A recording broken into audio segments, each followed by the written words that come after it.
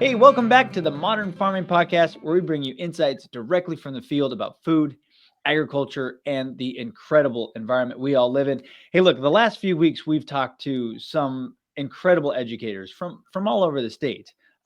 It's really great to have a team that sets these things up for Brad and I and make us look really polished.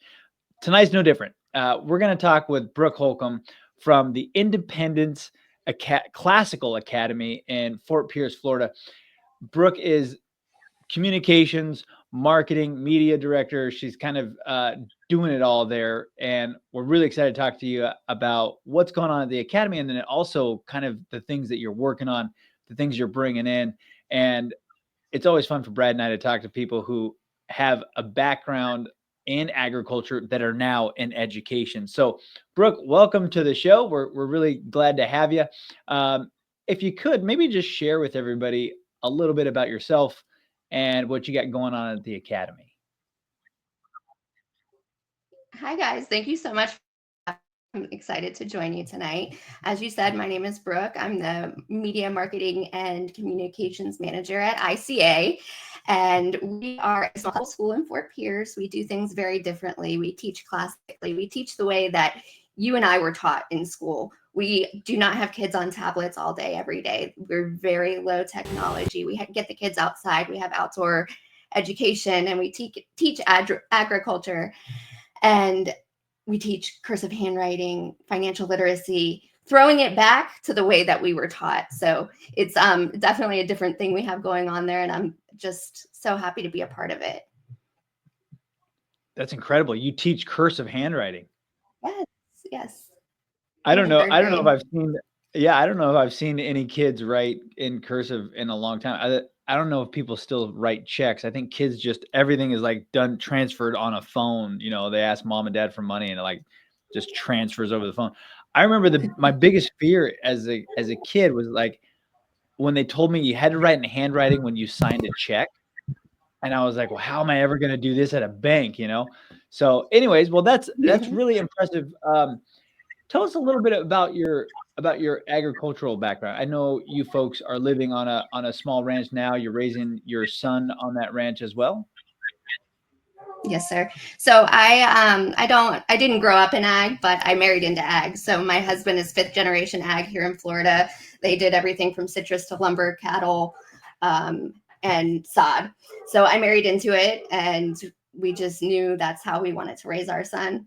And we have a small herd here, and there's no better way. I have a feral ranch kid, and it's the best way to raise them. Mm-hmm. That's great. That's great. So we do hear the dog in the background, so which is standard on every ranch, right? You got how many dogs you folks have out there? We have 4. Oh, okay. Any of them So cow dogs? Yep, that's who's barking, and his collar is dead. I love it. I love it. So I'm sorry, how many acres are you folks on out there? We have 40 acres. Nice. Nice. To keep you Yeah. busy. So, yeah. Yep, sure does. My husband works out of state now, so it's all on me. Oh wow.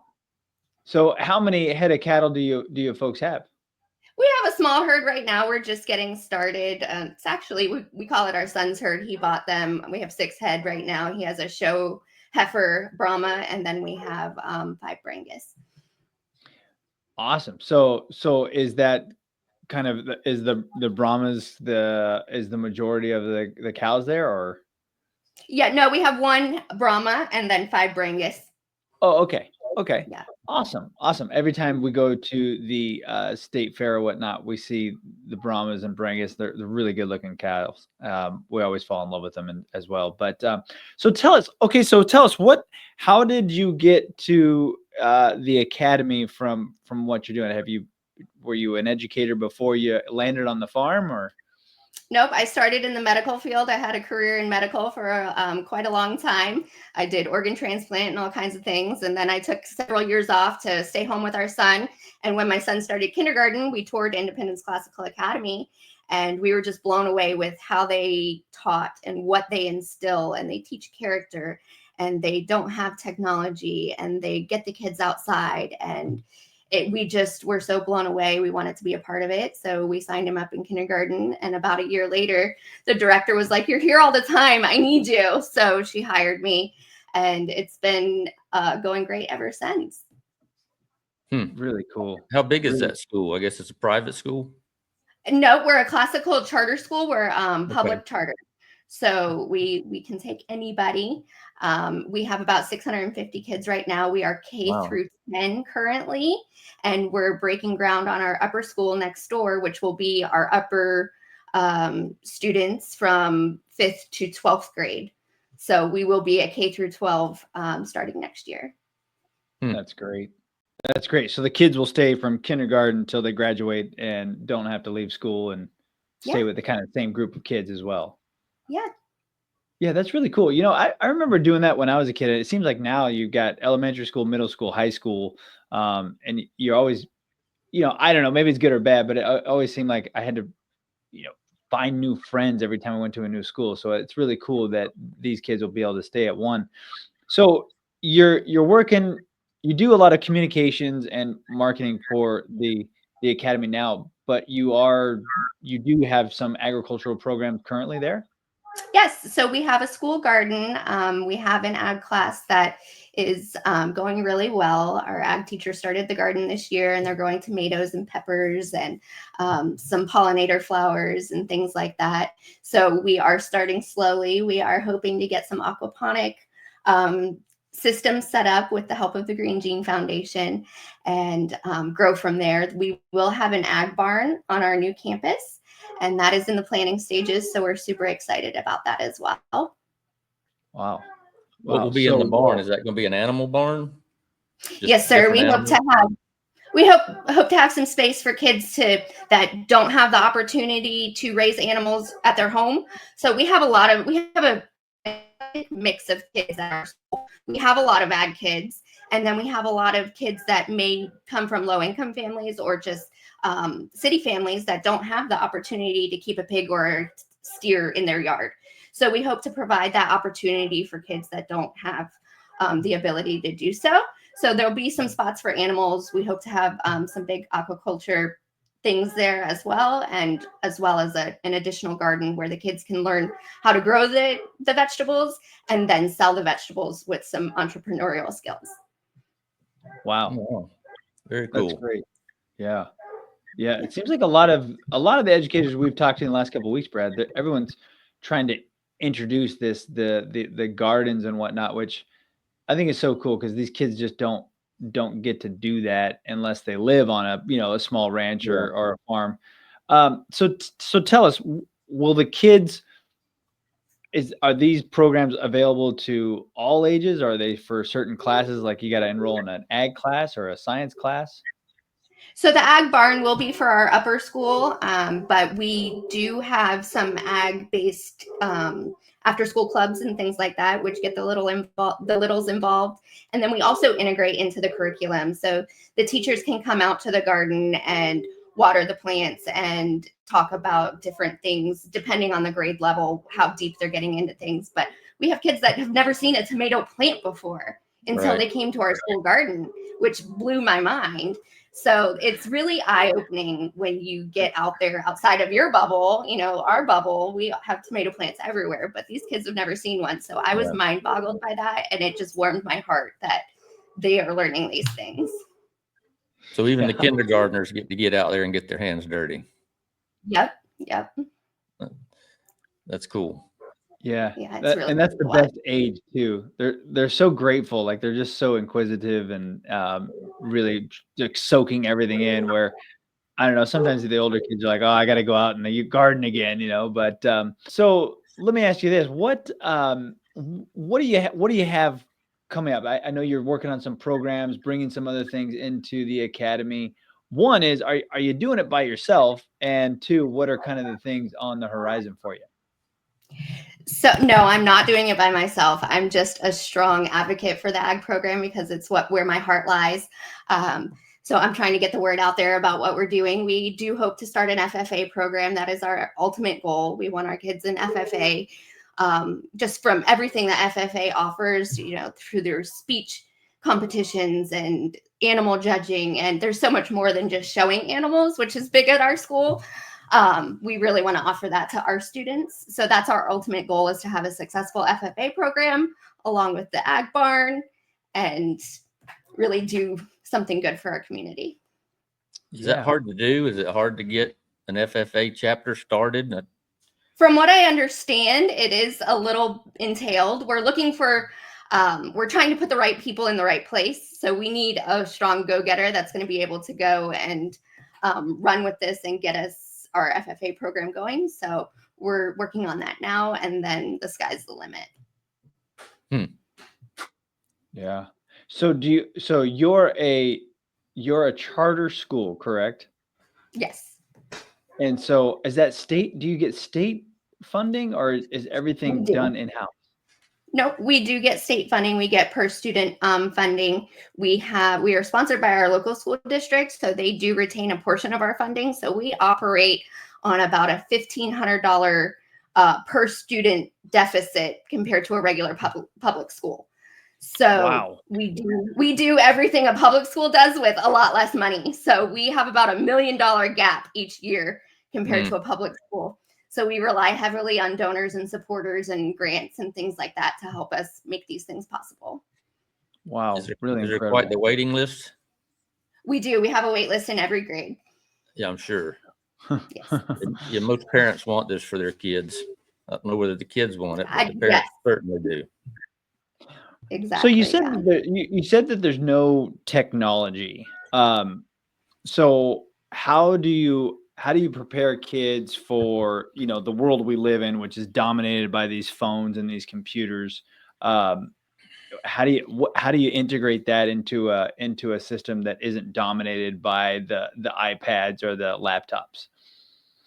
So right now we're focusing on our lower school, obviously. So our kindergartners are not on iPads, where you will find that at other schools. They have enough of that at home. You can hand a kid your phone and they're going to show you 3 things that you don't know how to do with it, with no training. So we don't promote that. We don't give them tablets. We teach them on our marker board, and they write with a pencil. And we just believe that they're going to get what they need out of technology at home, because a lot of parents tend to stick them in front of technology.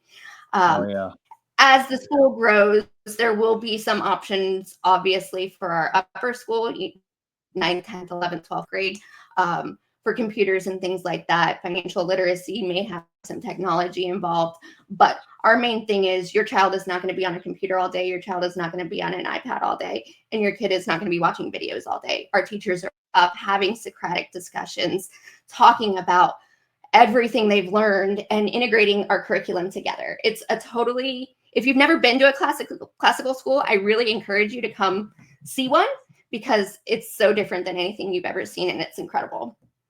Wow.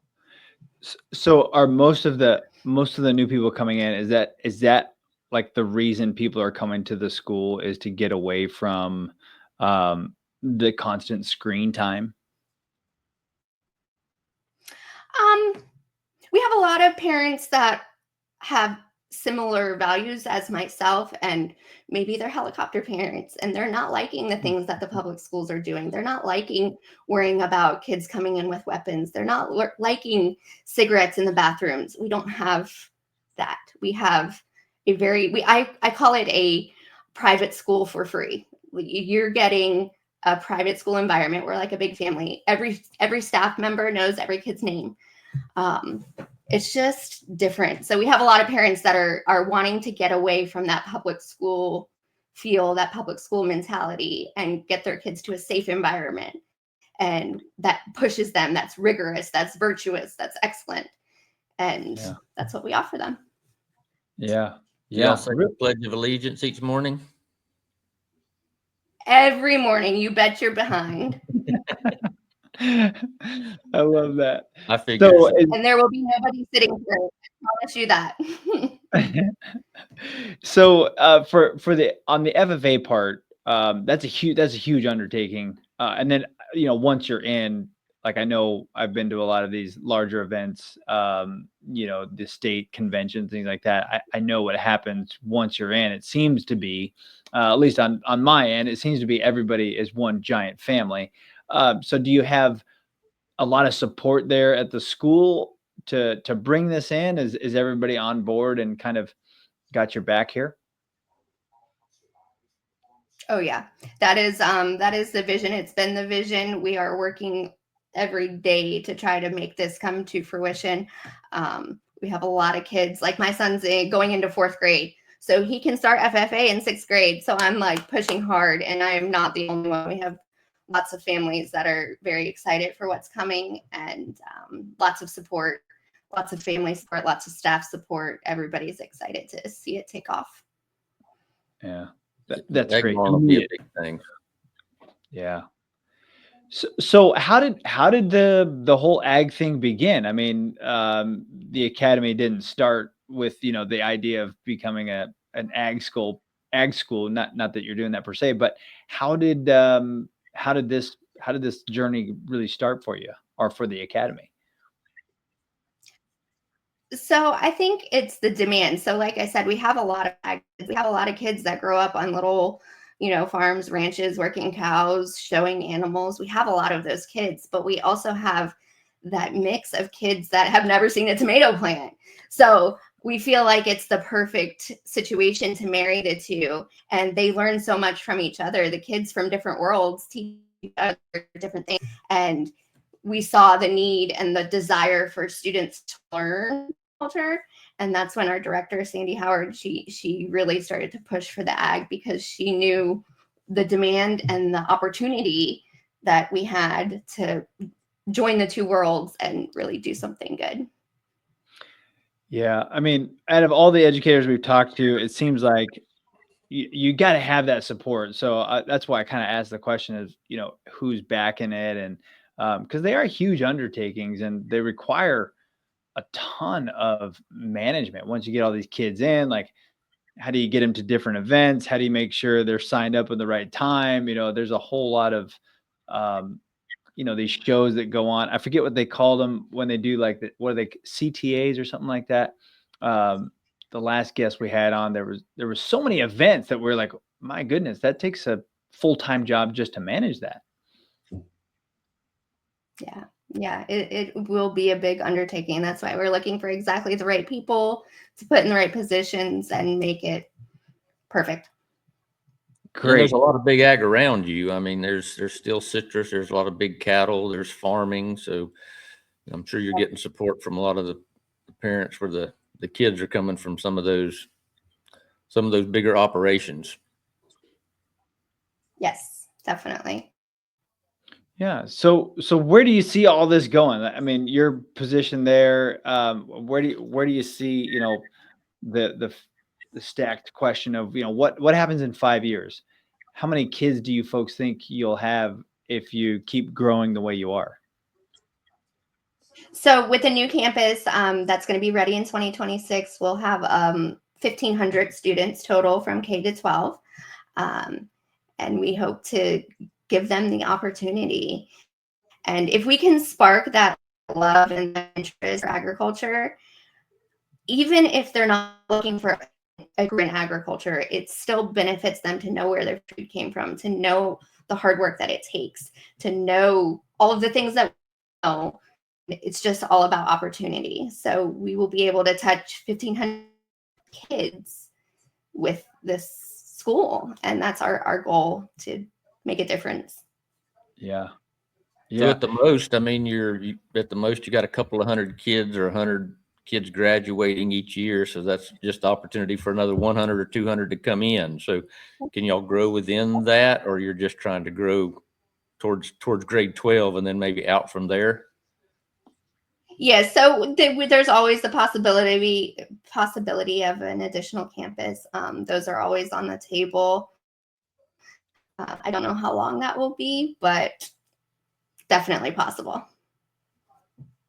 Well, I feel like as bad as this is needed, there should be some backing from some of these ag families, I think. Yeah, definitely. We have our eyes forward. So what is the biggest challenge right now?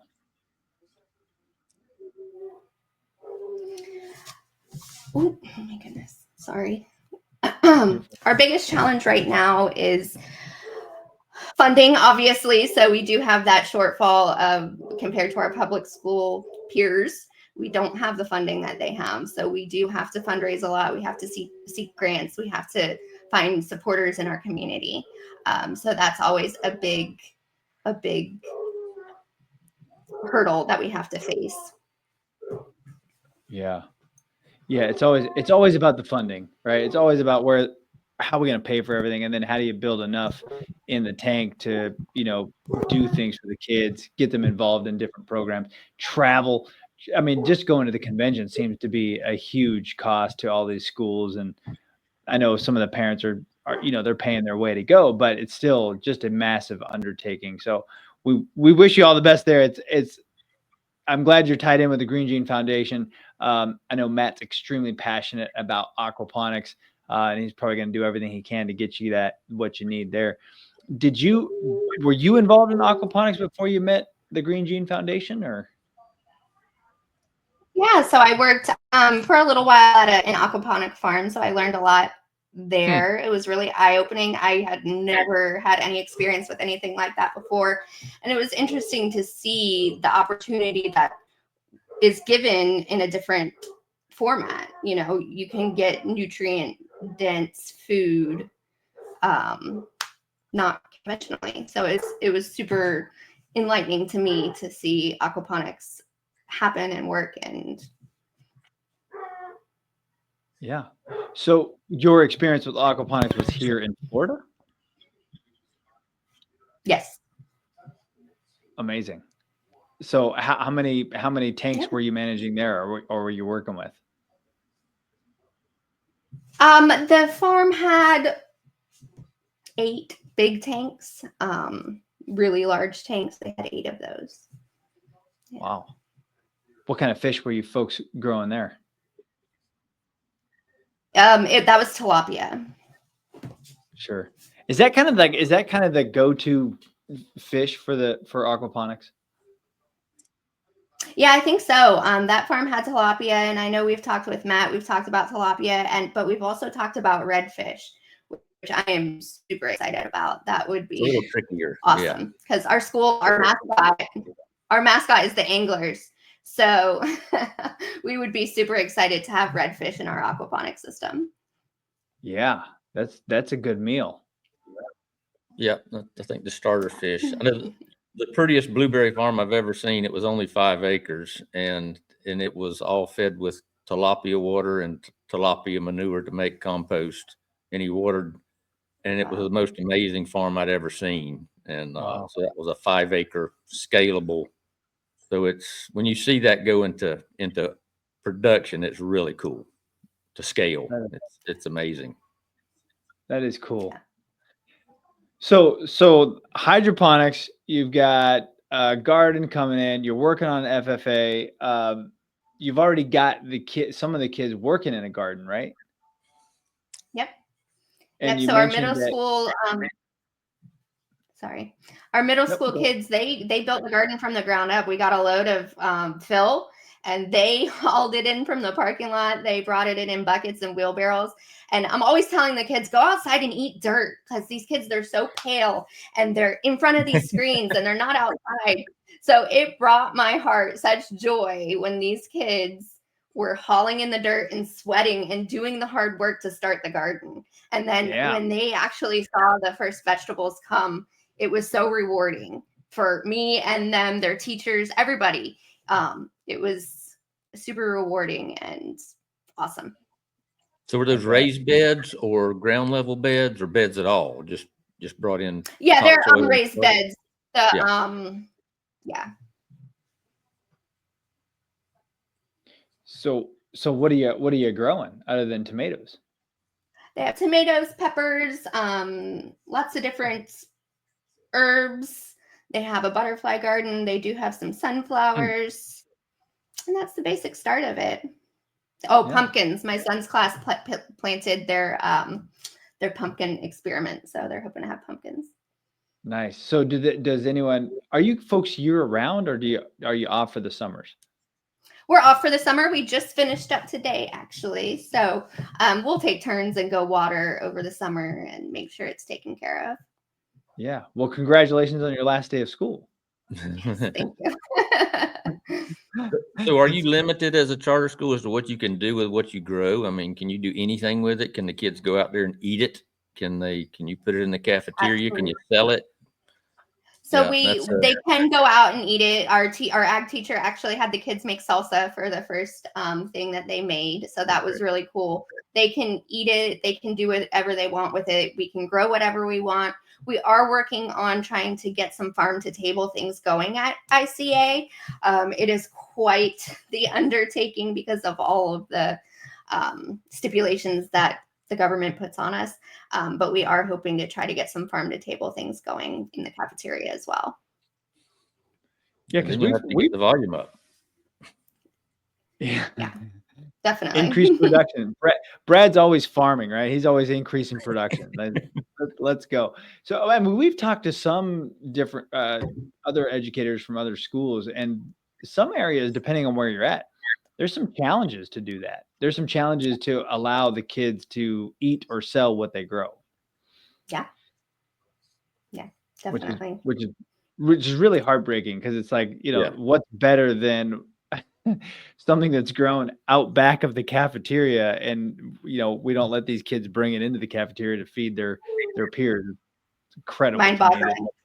Do you have room to grow that? I mean, do you have room? Is there a little bit of acreage there? I mean, could you go straight into soil and have an acre or two?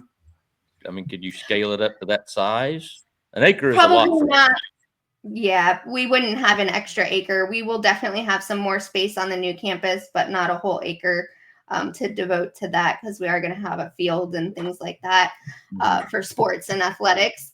But we wouldn't have enough to feed our whole school, that's for sure. But we would love to implement some farm to table with local farms. We have Adams Ranch in our backyard. We'd love to serve Adams Ranch beef, So we're hoping to make that happen. But through the county and the state, it's a huge process. Yes. Sure. Yeah. Are you part of that process of the whole regulatory side? And my director has met with the farm to table. They have some things, some roundtable discussions going on, trying to implement that. So we are definitely in the process, trying to find all the avenues that we need to make it happen. Yeah. Again, I think that, I don't know, you might feel differently, but I don't know if most of these schools that have these legacy programs. I mean, my kids go, we're here in Parish and Palmetto. These programs have been around. Well, Parish is relatively new. Palmetto's been around forever. But to start this from scratch now must be so much infinitely harder than it was, 30 years ago to put together an FFA program. Yeah.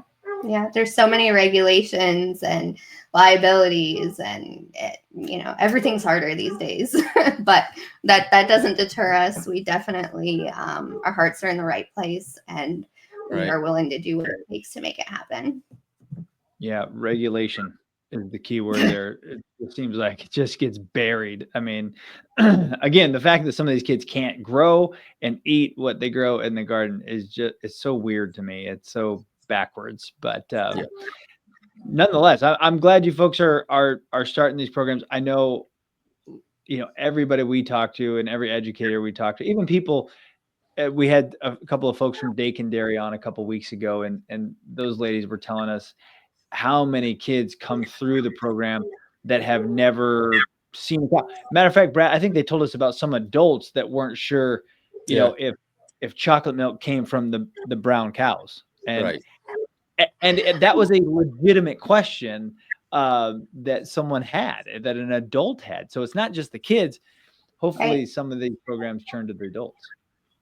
That's why it's so important to educate, and start them young. Start them in kindergarten. Teach them where our food comes from in kindergarten, and then they will go out and make a difference. They can teach their parents. Yes. Yeah. So your passion, I mean, you're really passionate. We could see it. Your passion is really in I mean, you didn't start out as an educator. You started out in the medical field, which is a huge transition. But I mean, what is your passion? You tell us. What gets you up every morning, lets you go through the grind of getting all these things done and regulations? Yeah, the kids are a huge passion of mine. I just want to make a difference. I just want to help people make a difference. And the ag is obviously a huge passion of mine as well. That's our lifestyle. That's, what we do. And joining the two, it doesn't get any better than that. And every little step you can take with both of those, kids and ag, I'm happy. And that's what keeps me going every day. Yeah. Do Yeah. you foresee yourself? I mean, we need more people like you in the school system. As your son gets into high school, do you foresee yourself trying to go out and get other schools started, making this be a movement, this whole classical thing, making it grow? 'Cause Absolutely. that's I huge. love I making, mean, yeah, I love making connections and putting people together and letting them know what's out there and making things happen. So I can definitely see myself, out there thumping the streets for classical education and agriculture both, for sure. Yeah. Yeah. It's incredibly important. I mean, that's what I was asking about your passion. I mean, there's a lot of things we can all do to make a living. Uh, Unfortunately, the three of us chose things that don't pay us very much: agriculture and education. So you gotta wake up with some sort of passion that keeps you going every day. And I've seen it too. When you see these kids, no matter what age they are, even high school kids, even senior kids, I watch some of my daughter's friends, auction off their cows. They're at the end of the fair here this year, and that whole process, from buying them, feeding them, getting them to market, and watching that whole process go, just how these kids light up and how much they put into their animals or into their projects. And that really all comes from leadership. And Yes. so it's like Brad said, we've talked to, I don't know, maybe a half a dozen now in the last several weeks all around the state, but it just seems like it's sort of a dying breed. Do you kind of get that feeling as well, or is there some hope that we're unaware of? Yeah, that's our goal. That's why I said we want to spark it in kindergarten, spark that love in kindergarten. Even if they didn't come from ag, we can find these kids that have a passion and want to learn. If we spark it young, maybe we can keep this going and raise leaders in our communities and our homes. And hopefully that includes ag. And yeah.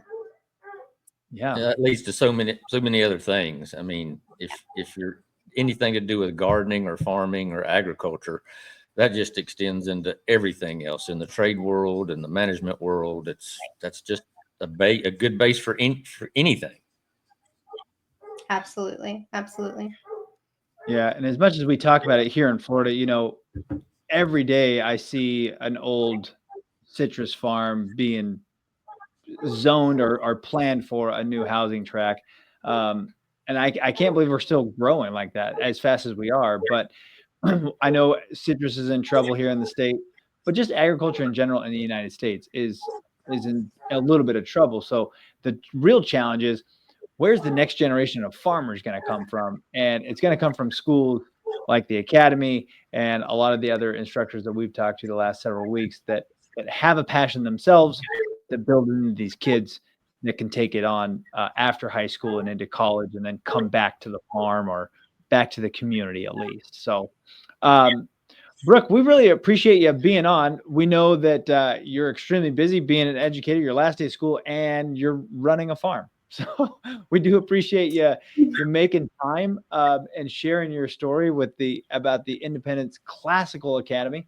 How do people find the academy? How do people jump online, or are you guys on Facebook, online? Where do people find you?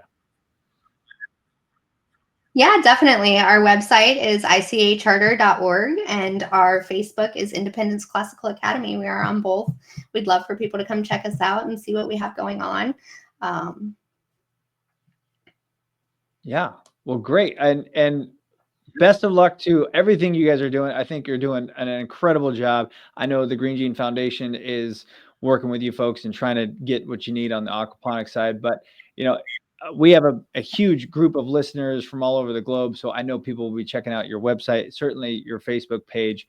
And that's kind of what the podcast is all about, right? I mean, we want to educate people, but it's also about showing everyone around the world that these little programs, whether it's 1,500 kids or 15,000 kids, they all matter. And every one of your stories about your little challenges or the things you're doing that did work or didn't work, I think helps all the other people that are listening who might have the same aspirations. So we are extremely grateful for you sharing your story and making time again here this evening. So Brooke Holcomb from the Independence Classical Academy in Fort Pierce. Check them out on Facebook or their website. You could also find their information on the Green Gene Facebook page as we launch the podcast. Brooke, thank you again for being on. We hope to maybe catch up with you here maybe this time next year and see how you've all grown. Maybe get a chance to get out to the academy there and check out how you're implementing all these new programs. Awesome. I can't thank you guys enough. I appreciate you having me on, and I hope you all have a great night. You as well. Thanks, Brooke. Yeah. Thanks everybody for tuning in to the Modern Farming Podcast. Brad and I will be here again next week with another guest. I think we've got the next couple of guests are all educators. So we're looking forward to talking to them, but we do appreciate everybody jumping on. Again, if you haven't done so, jump on our Facebook page. We're on Instagram. I think we're on just about every social media channel. So if you want to hear Brooke's story, jump on there. You'll be able to see when Brooke's episode is going to be launched, which I believe is probably next week. And then also our website at the Green Gene Foundation, the greengenefoundation.org. There's a podcast button there you can click on and you can subscribe there. Once you subscribe there, you're the first to know when Brad and I go on our Fridays as we launch our podcast. So thanks everybody for being with us. Stay tuned and we'll see you again next week. Take care.